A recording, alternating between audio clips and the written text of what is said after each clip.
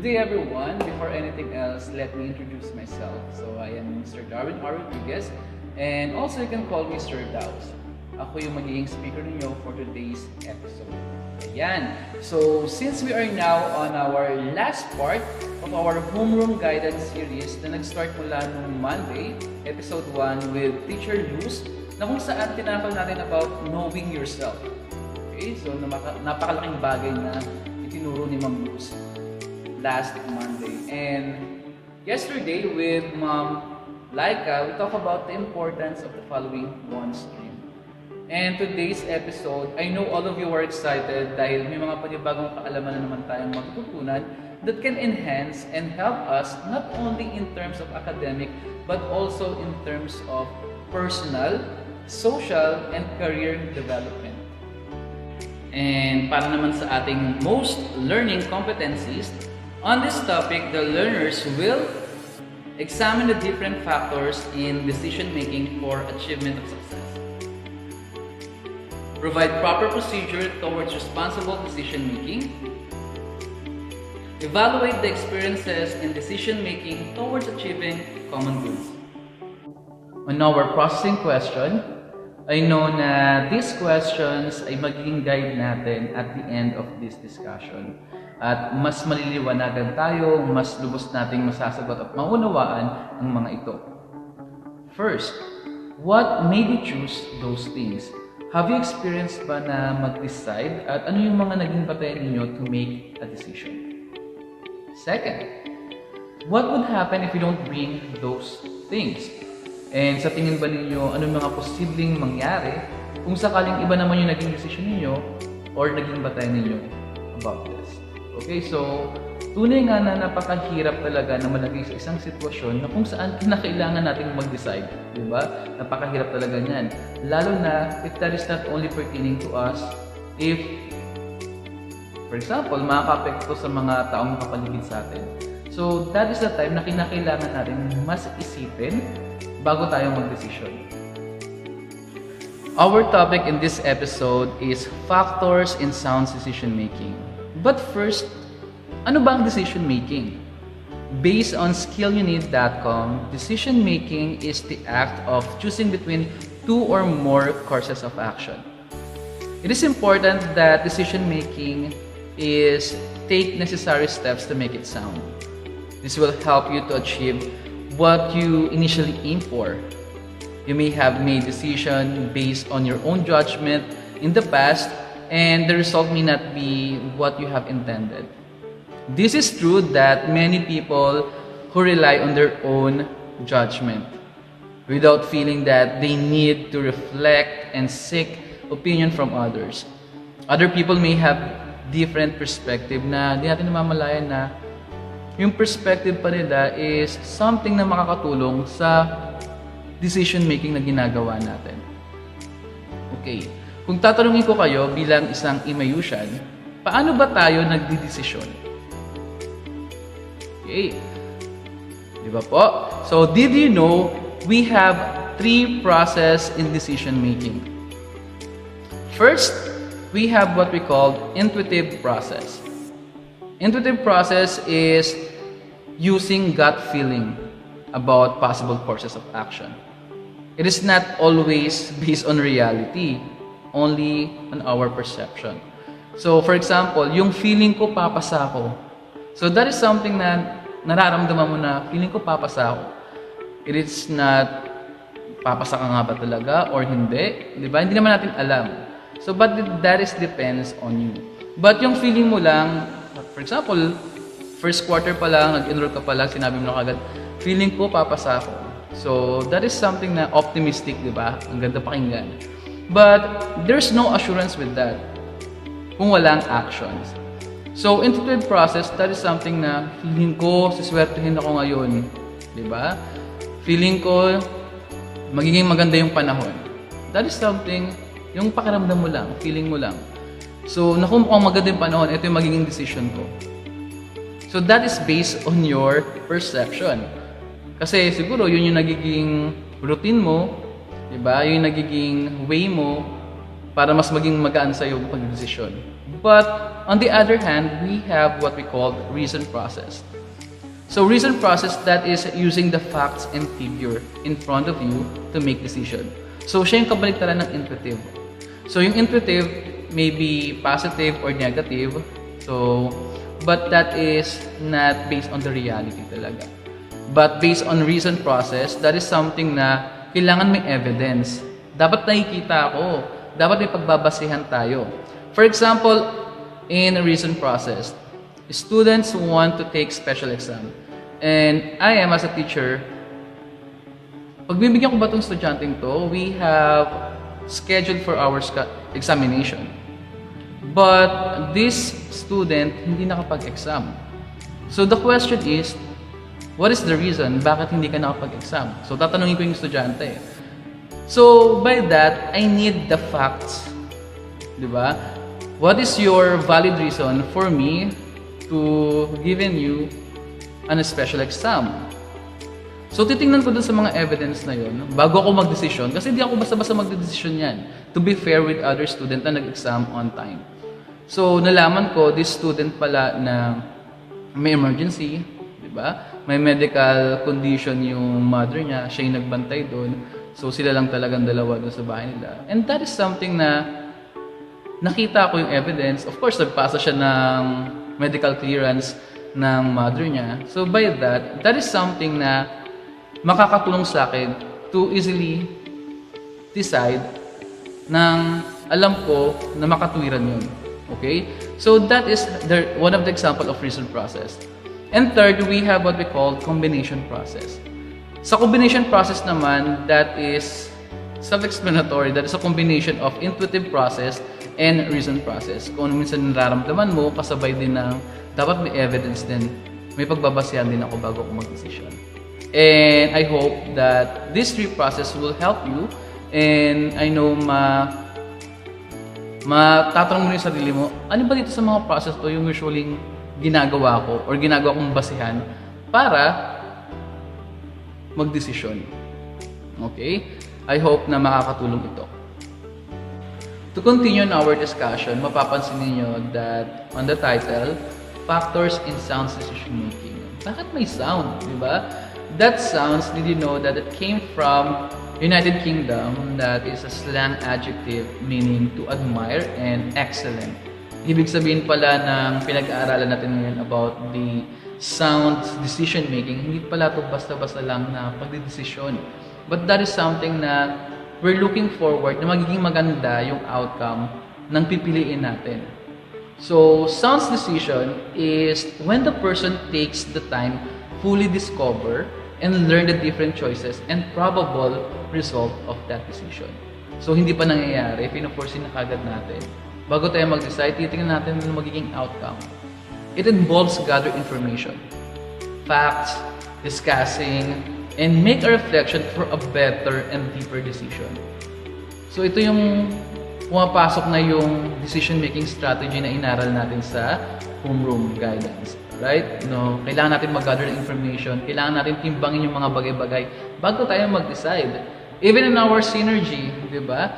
That saying na hindi naman natin kailangan mag-desisyon ng bigla-bigla because of our intense emotion. Dahil minsan sobrang kasayahan natin, minsan nakakapag-promise tayo ng hindi natin namamalayan at hindi man natin napag-iisipan na hindi ko pala magagawa yung promise ko sa kanya dahil masaya lang ako. Minsan naman sa sobrang galit, sobrang emosyon, lungkot, may mga words tayo nasasabi sa taong yun. Okay?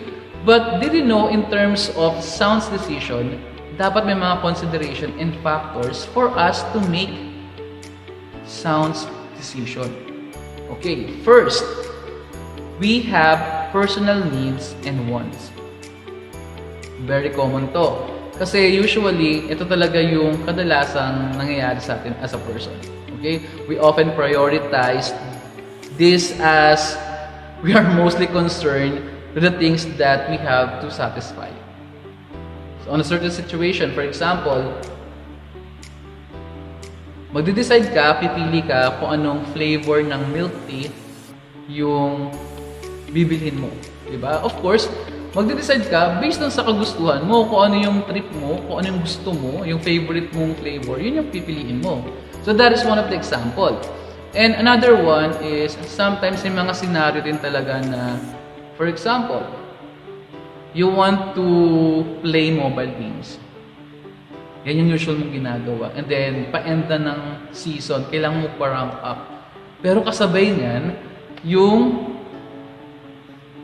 examination and of course, deadline of your classwork. So, anong uunahin mo? Minsan nadadala tayo dahil lang sa satisfaction na yun. Hindi natin tinitingnan kung ano ba talaga mas matimbang.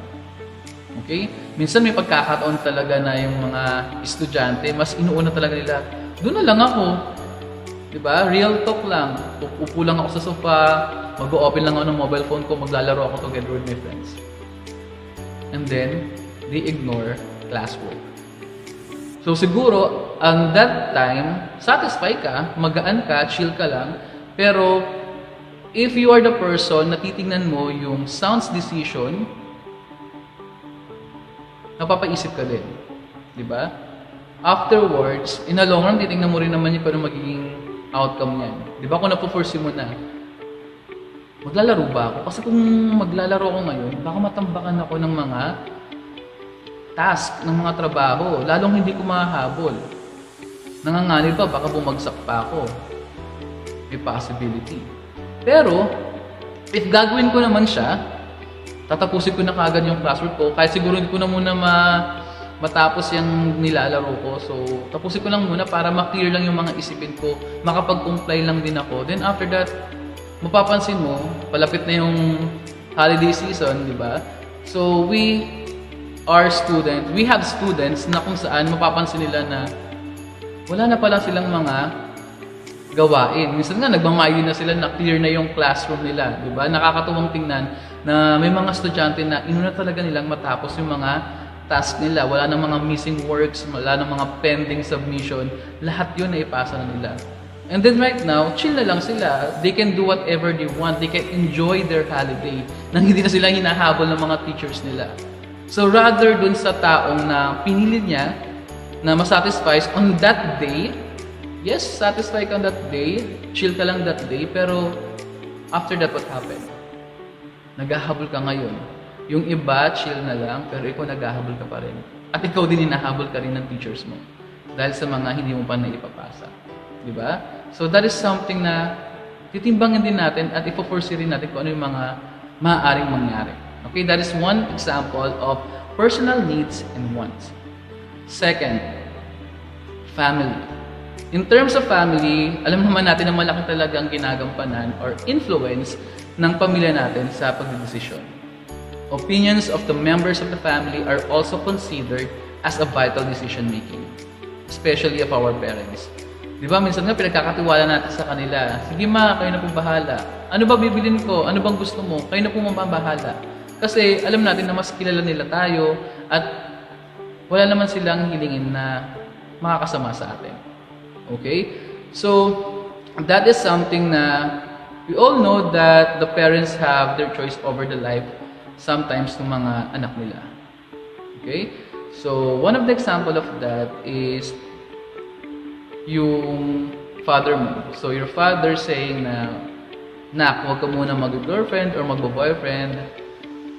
So, siguro it came from the conservative family. Matapos muna yung pag-aaral mo. So, for that, nasa sa'yo yun bilang tao, if papakinggan mo ba yung parents mo, so titimbangin mo rin doon. Kasi malaking factor kasi yung family, di ba? So, even though na minsan may pagkakataon na hindi natin sila sinusunod, and mararamdaman mo doon na parang mabigat sa loob mo, di ba? Minsan, nagigilty ka, bakit kailangan kong magsinungaling? Bakit kailangan kong gawin yung mga ganitong bagay? Di ba? Sa mga teenager, hindi mawawala minsan yung mga ganyan. Minsan, mararamdaman mo talaga yung bigat if there's something na may mga tao ka talagang nasasaktan or hindi mo sinusunod. Because that is something na nagmamatter pa rin sa'yo yung mga sinasabi nila. Because that, they are your family, di ba? So that is one of the example. In terms of factors that may affect your decision making and also one of the consideration na rin. Okay? Number 3. School and community. We often ponder if our decisions are the same as to what we have learned from our experiences and integrations with the society and what was taught to us through formal education. Ito yung mga factor na nakapekto sa ating pagdedesisyon, di ba? Kung ano yung mga natutunan natin sa school, ano yung mga nakikita natin sa community, minsan yung mga naging basihan natin. And that is something that we adopt to the standard that's set by the society. Minsan nga, yung mga teachers natin, that is not only for teachers, but sa mga staff na nasa school, di ba? Sa komunidad natin. So, may mga malalaking bagay silang na-contribute sa atin. Especially yung mga teachers natin, instructor, mentors, trainers, and professor. Diba? Minsan di naman talaga yung mga lesson yung madalas natin matandaan. Yung mga natatandaan natin, yung mga sinishare nilang experience, yung mga kinikwento nila sa atin, yun yung mga natatandaan natin. That is something na nagre-reflect na minsan nilulook up natin yung teacher natin, namamangha tayo, na ginagawa rin natin yung mga practices na nakikita natin sa kanila. So, me personally, nilook up ko yung teachers ko nung high school. So, dalawa sila. Isang sa biology, isa naman sa AP. So, nakikita ko, strict ko sila, nakikita ko yung paano yung naging approach nila sa pagtuturo. May pagka-old school, pero natututo kami lahat. Okay? So, natatakot kami sa kanila, pero in return, mas nakakakuha kami ng focus sa subjects nila. Okay? Those are things na masasabi nating malaking factor yung school and community. Number 4, religious and affiliation. So we all know that we have different beliefs, different practices, and our religious affiliation plays a significant role in our decision-making process. As we should always contemplate if our decisions obey the teaching and values instilled upon us by our faith. Okay, so one of the example of that is, for example, may nagkatampuhan tayo or may friends tayo na hindi natin sila pinapansin. And then all of a sudden, minsan mapapaisip tayo, minsan pag napagbasa tayo ng Bible, di ba? Minsan, we want to forgive them. We want to forgive someone para sa kagustuhan mo na mapagaan yung kalooban mo, and that is the right thing to do, di ba? That is something na sinishare sa atin na marunong dapat tayo magpatawad. So, those are the things na influence, di ba? May factor doon na marirealize natin, oh nga, ito kasi yung nasusulat doon. Ito kasi yung business na namasa ko, at I know that is a good thing na i-follow ko kasi ito yung tama, di ba? So, aminin naman natin sa hindi. That is, there's a lot of instances na malaking epekto sa atin yung mga nakaugalian natin, yung mga tradition natin, yung mga paniniwala natin. Okay? And that is religious and affiliation.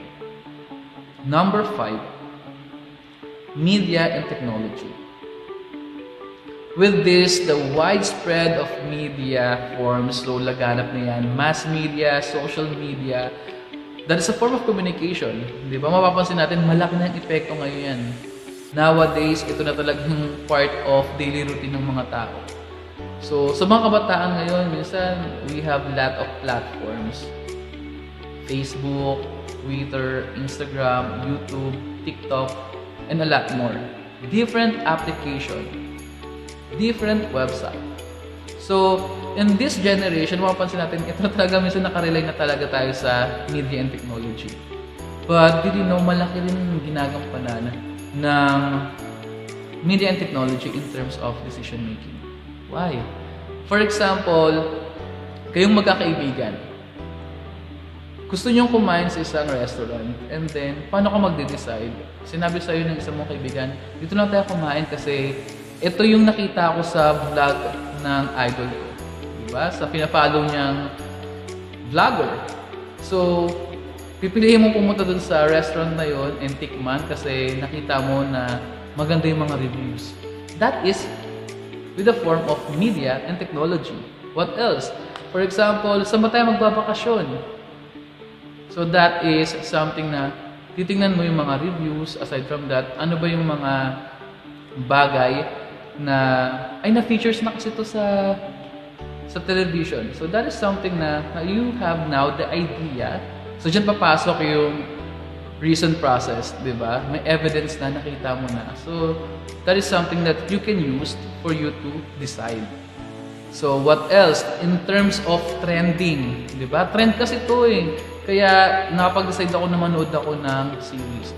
So you open your television, open the Netflix, di ba? Punta sa Netflix, then ano yung papanoorin ko? Di ba? Sometimes nakikita mo doon, ay ito yung pinakamagandang review. So I want to watch this Squid Game, Money Heist, no?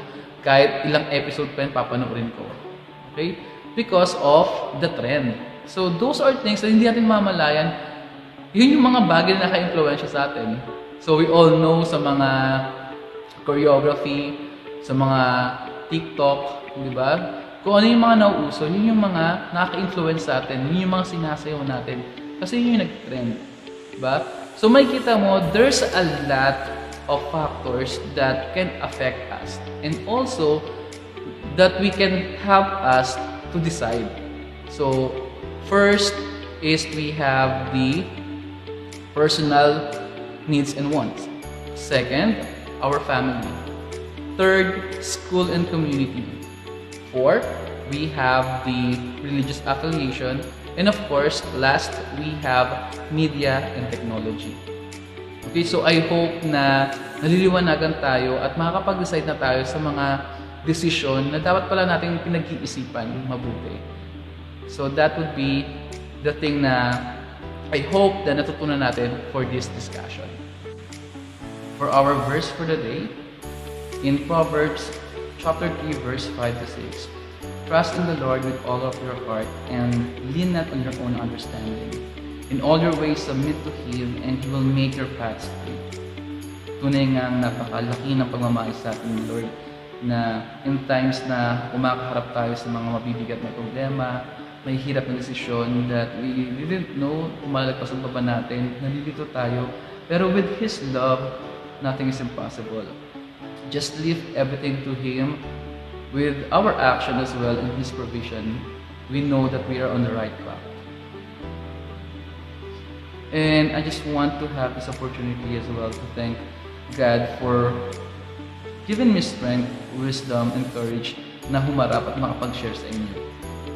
To all the students, parents, school admin, staff, teachers na partner ng technical team and moderators, especially with Senior High School Department, Sir Emman, Sir Reymart, Sir EJ, with our Guidance Counselor, Ma'am Rayah, School Chaplain, Sir Amer, and also with our dear Principal, Ma'am Joy Conanan, and Miss Erlida Francisco, our School Directress. Maraming salamat po for giving me a chance na makapagsalita.